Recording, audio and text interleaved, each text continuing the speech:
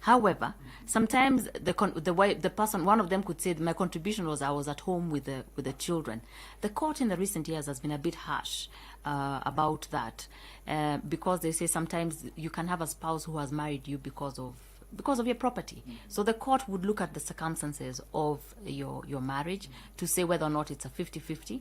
But if you contributed to it financially, both of you, it's usually a 50-50. Even if your contribution was not 50-50, it means that there was substantial contribution and you should own it equally. Yes. All right. Another one here. At what age should I start thinking about estate planning? Okay, that's a good question. The truth of the matter is you should start think about estate planning immediately when you're of age, 18, 19, or when you start working. Let's say when you start working. And the reason is when you start working, you automatically start acquiring property. And when you acquire that property you're acquiring must go somewhere. So the first person you should take care of is yourself. We talked about incapacity. And then it will go to the rest of your family members. And nowadays, we have young people who, because their parents bequeathed them, assets, and some parents nowadays are giving a head start to their children. You find somebody even who's 25, 26, having substantial assets that they should have a plan for in the event either they're incapacitated or they can give them to their parents in case they passed away. I recently had a case where it is that the boy who passed away, it was a boy, not a boy, a young man, about 26, who passed away. But in the throes of all that, his parents had helped him acquire a lot of assets. As he puts a deposit, the parents put for him a deposit, he's able to finish putting out the rest of the money that is acquired. And he needed to have put in a succession plan in place, an estate plan, but he hadn't. So he had to go through his estate has to go through a probate process, and it's a painful process because also creditors also have to be paid. The people who you owe money also have to be paid, and sometimes people come out of the woodworks. So start as early as you can to plan your estate. Immediately you have something, you start doing your estate plan, and it helps you plan even better. Absolutely, yeah. Right. Let's look at another one here, and this one is asking, how can estate planning help protect my family's privacy? That's a good one. So there are two, essentially estate planning, sometimes we just talk about wills and trusts, but there are also other ways that you can plan your estate other than in your will or your trust. You can also gift your assets early when you are still alive, and you give it to you as you're acquiring your asset, you can acquire that piece of land together with your daughter, so that you have a joint property, or with your wife, so that it's jointly owned. And the event of your passing away, it automatically goes to the person who you have held it jointly. That's one of the ways that you can keep your estate plan secret.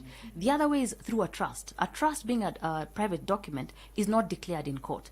But many times you see when a famous person has passed away, you see their will on the front page, because a will is a public document. So if you want to keep your estate plan private, either you give to your family the assets when you're still alive, or you create a trust where it is that nobody will discuss that, because it's a private document. Even the court does not discuss it.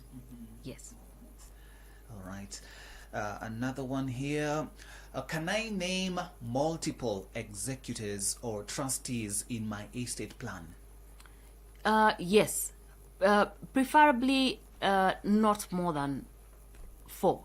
Sometimes we say 2, but you also have to make sure that they agree. There should be people who are able to agree. Otherwise, the executors themselves will have a fight, because maybe sometimes your intentions are not so clear on paper and people have to talk. So if you're going to have multiple executors, usually we see the maximum should be about 4, just to stop the confusion. Or maybe it's your 4 children and you want to leave them all, or your spouse plus your 3 children, you leave it at a maximum of 4.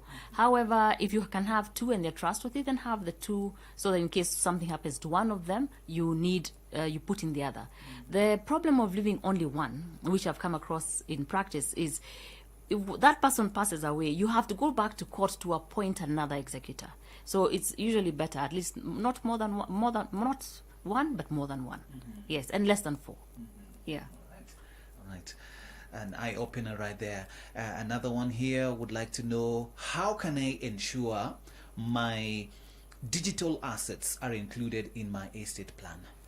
So when you're doing your estate plan, also make sure that you put in all your assets in your estate plan, in your will, or in your trust, whatever it is that you're going to put in your name them, put in the password so that people can be able to access them. Because if people are not able to access them, then they'll get lost. And digital assets also have a lot of value nowadays. We know bitcoins and such cryptocurrencies and such like things have a lot of value. So make sure that people can access them in one way. And there are platforms that can enable you to do that. Right. All right. On another one, what should I consider when choosing guardians for minor children? Once again, what should I consider when choosing guardians for minor children? Okay, that's a good one, Jackson. So there are two things. You have to consider somebody who loves the children, and another person who and somebody who has a great financial capability, all right, or ability. And the reason is that sometimes you're lucky and you can find those two qualities in the same person. But ordinarily, many people who are very good with finances are not very kind, for whatever reason. So maybe it is you leave your brother in charge of the finances because you can, and he's going to be the one who makes sure the school fees is paid, and you can leave your sister in charge of the looking after of your children. However, sometimes you also choose a corporate trustee. A corporate trustee could be, there are some institutions that have corporate trustees whereby nobody within your family is able to take your finances properly, or you want to ensure that your kids go to university, and because they're young, they want to go up to university, then a corporate trustee is able to invest the money for you and at the same time make sure the fees is paid on time. Then you leave the person who loves your children the most. And so you don't have to mix the two. You can actually leave two people in charge. Yes. Well, in case you're joining us right now, you're on Breath of Heaven, and tonight on the Legal Clinic, we are tackling the whole issue of estate planning and probate. And in case you would like to, revisit this conversation, you can check out our Facebook page, Hope FM Live, or on X, or on YouTube, Hope FM Live. We have recorded this. You can look at it again and, make those notes. Very, very important. I've seen a friend here also asking a question. What happens to my estate plan if I move to another state or country? If I move to another country. Okay. Usually let's imagine you have your assets, whatever assets that you have, first of all, they will be taken care of in the country that you are, so that if they houses or properties that you have in Kenya, they will undergo Kenyan law. And Kenyan law will be recognized in any other country that you go. So usually when we have, say, clients abroad and who have passed away but they had their assets in the country, and if they died with a will, then the laws of Kenya would apply. And then, or if they died in Kenya or had assets, say, in France, or had assets in America, they will still, if the will was done in Kenya, or the person passed away in Kenya, or is a Kenyan, we will have the probate process, the court process, go through in Kenya, and then we'll have the judgment of the court adopted in that country or just that jurisdiction where the person passed away. So the laws of death are recognized across the world. The only thing that is peculiar is the trusts. Trusts are only peculiar in the country that you are. The trust law only applies for that country that you are. So if you have a property in trust and it's in England, then it stays in England. And if there's one in Kenya, then it goes according to the laws of Kenya. So that's how it is. So, but in terms of the will, it's applicable across the world. Yes. All right. How can I ensure my charitable intentions are fulfilled through estate planning? Oh, that's a good one. Ordinarily, we have, usually you do that within the trust. So within a trust, we have somebody called an enforcer. Okay, within the new laws that came in about trust, an enforcer is a person who is there to ensure that whatever wishes that you put down in your trust carries them, those laws are carried out, or your wishes are carried out as you had intended. So the enforcer is somebody that you name to ensure that whatever it is that you said, the monies that should go to the charity or to take care of those people, there's an enforcer to ensure that happens. And this person then can take anybody to court or can bring that person to justice to ensure, because they have the power that you give them as an enforcer. Yes. Yeah. All right. This one here asking, kindly help me to help a friend here. They got divorced, but they have not settled on who to own the house because both parties contributed to it being built. The man is in the house while the wife left to the US. Yeah. Should I repeat it, or you? No, I got it. All right. So in this case is also they would have to go to court for matrimonial properties for it to be divided. So there's something we call the Matrimonial Property Act, which says that they have to go to court to have the property divided, and they will tell the story to the court, and the court will then make a decision on how the property should be distributed. So just because she's in the States doesn't mean she can't enforce her rights. She can, but you need a lawyer to do that. Yes. All right. Another one here coming through.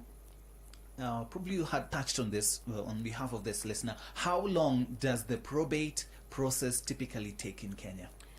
Well, you're talking about a typical one. If there's no, that means you have no drama, you have a will, and you have no drama.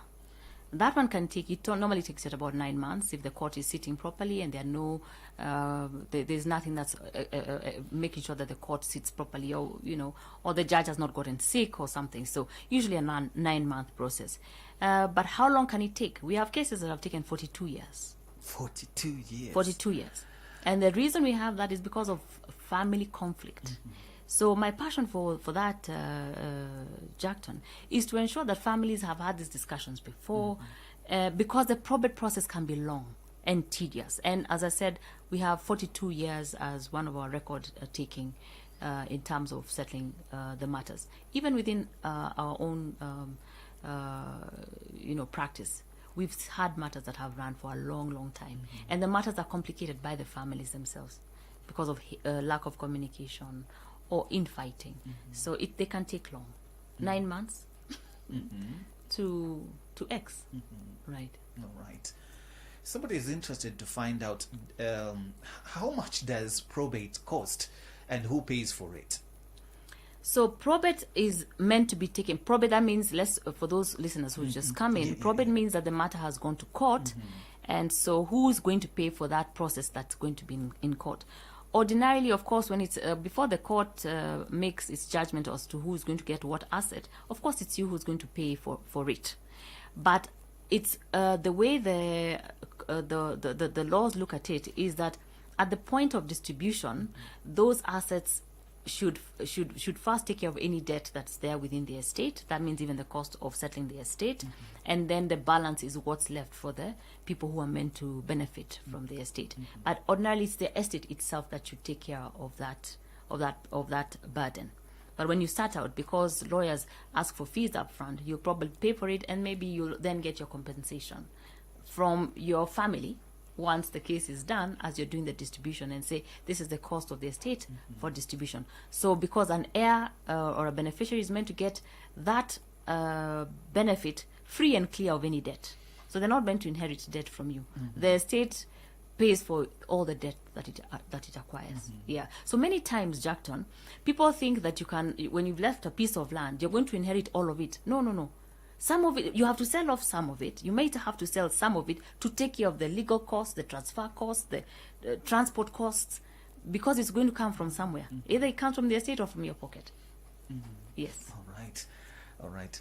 And somebody is interested here to find out, are all assets subject to probate? Does this mean all assets that you own? Most probably. If it's all assets, if they are your assets and they are legal assets, then all your assets should go under probate. You can even mention all the cows that you have, the 100 cows that you have, or 30 cows. They all undergo probate. Yes. All right. For the benefit of this other listener who is asking... Sorry, Jackton, I have to make a disclaimer. The assets that don't go under probate are those ones you have a private contract. Like we talked about insurance, pension. Those ones don't go through probate. Those are private assets within a private contract. So those ones don't undergo probate. Yes. All right. Thank you for clarifying that. And can the distribution of assets during probate be challenged? Is it before or after the probate? I believe this is after. After, yes, it can be. It can be challenged because maybe there was a dishonesty, because maybe the valuation of the properties was not done right, or somebody was left out, and you can have a good reason for challenging the distribution of assets. Yes, you can. Right. Although the court is very reluctant, but it can be allowed. Right. Yes. And somebody is interested here to find out, how can I protect my assets from creditors during probate? Okay. What I imagine the question is, how do I protect my assets so that my family does not suffer in case I have a lot of debt? Yes. And and that. So usually it would go down to how did you first own the assets. So if the assets are within a company or they're within a trust, then those assets, and they have no debt at that point, then those assets will just go to those people who are within either the company or the trust that you have mentioned. That's how you protect it. Then your assets, your liability, make sure that your liability, if your name is anywhere inside that any of those assets, your debts have to be paid first. So the way to make sure is that none of those assets are actually in your name. That's how you protect yourself, by making sure they're not owned by you. You could be in control of them, but you don't own them because they're owned by the trust, by an incorporated trust or a company that's owned by your family. Yeah. All right. I have a message here. This is coming from your friend, Mombi Morin from Tasia, usually locked in, and saying hello to my good friend and say still waiting for her call. All right, we'll carry on. That's another one. That's a good friend. Yeah, a good friend who is listening in keenly. And another one here is asking, this is a very important one, regarding discussing the estate plan, saying, should I discuss my estate plan with my family members who probably joined us along the way? Should I discuss my estate plan with my family members?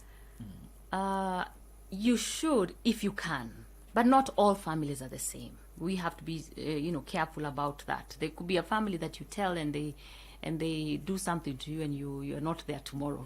But usually, for best practice, it's best to discuss it with your family if you can. And an estate planning process actually takes about 10 years. By the time the whole concept about what is the purpose of the wealth, why have you accumulated these things? What do you want? How do you want the family to use these things? How should they make sure that they stay together so that they can enjoy these things together? So it is actually a very important thing if you could do it, because it makes the family stay together. They all understand the purpose of the wealth. You're able to tell your children, if there's money, if you don't have any money, don't sell this particular property because it's the one for a rainy day. Or this other asset, please keep it. When you're old, that's the one you're going to retire with. So there's a way when you have the discussion, the children understand your values when it comes to wealth. They understand why you accumulated that wealth, and it's to take care of them. So within as you're discussing your wealth or your estate plan, you're really able to pass on the values that you want. Maybe it's also, we all know that we are stewards. God has given us all these things to take care of for his purpose. So because of that, you're able to pass on the values and of what it is that you consider what is good for the family. And it also makes sure the family stays together, because you're sharing something. Then you have, say, monthly meetings to discuss how to do with the rental properties that you've gotten in Tasia. How do you make sure that these assets continue growing? How do you make sure they take care of your auntie who is sick? How do you make sure that you can continue making sure that all the grandchildren will have a good university education? So if you can have the discussion, it's one of the most powerful and binding things that you can do with your family. Yes. Still around the family and ensuring that the family is empowered. Your concluding thoughts, and then for someone who wanted to find out how can they get in touch with you, can also share with us how they can do so. Okay. Well, so thank you, Jackson. Yes. So in terms of my concluding thoughts, is asset planning is the most important thing that you can do. You spent all your life accumulating your assets, and you have children or your spouses who love you, other dependents who love you. You have a responsibility to take care of them. A call would be, don't wait. The biggest obstacle to estate planning is waiting for tomorrow. You do it today. We are